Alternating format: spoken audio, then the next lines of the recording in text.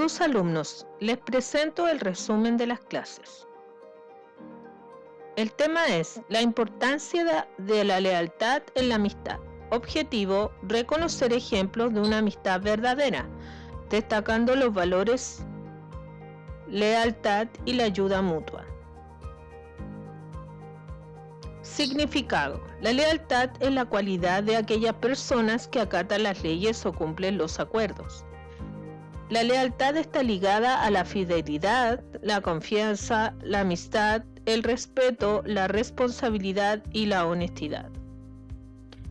La lealtad es un valor muy importante, ya que es la unión del respeto, la comprensión, la confianza, la sinceridad y el compromiso, valores que suelen ir unidos y que son fundamentales a la hora de relacionarse con los demás. Aquí podemos observar 3 ejemplos de ello.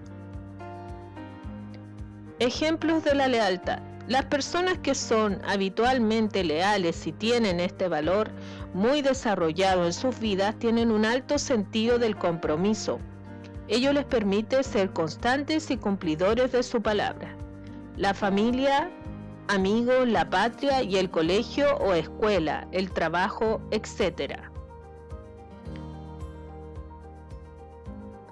Lo contrario de la lealtad es la traición. Significa no cumplir la palabra y que su palabra no tiene ningún valor.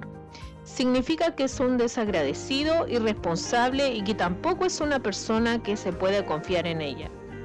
La lealtad es un valor muy importante y que todos debemos desarrollar en nuestro interior y tener conciencia de lo que hacemos o decidimos. Actividades. Observaremos el siguiente corto David y Jonathan. Luego, desarrollar el formulario que se encuentra en la plataforma.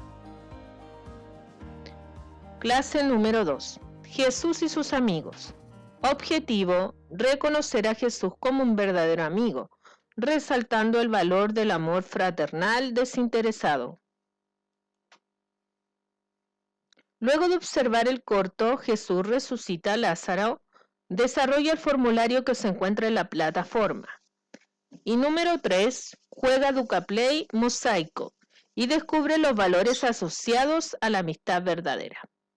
Hasta aquí llega, alumnos, el resumen de las clases. Espero que les haya gustado los valores que se asocian a una amistad verdadera y también que puedan completar sus tareas. Abrazos y cuídense mucho.